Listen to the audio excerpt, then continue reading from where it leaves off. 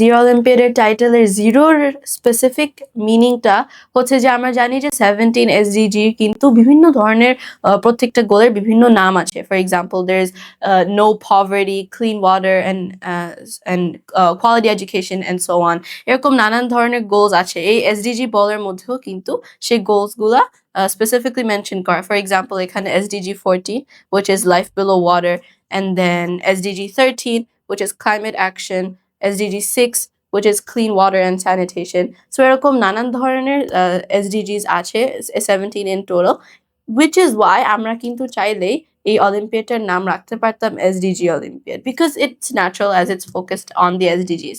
আমরা জিরো নামটা রেখেছি কারণ দেখেন, ইন অর্ডার টু অ্যাচিভ দি এসডিজিস আমাদের কিন্তু এই প্রত্যেকটা গোলকে জিরো বানাতে হবে।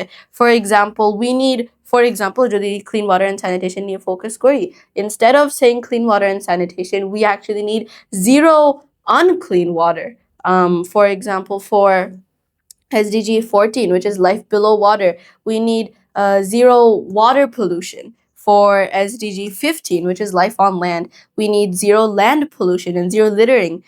প্রত্যেকটাকে অ্যাচিভ করতে গিয়ে কিন্তু আমাদের সেটার অপোজিটটাকে, সেটার নেগেটিভ ইম্প্যাক্টকে জিরো করতে হচ্ছে, এবং এই শব্দের খেলা থেকে কিন্তু আমরা জিরো অলিম্পিয়াডটার নাম রেখেছি।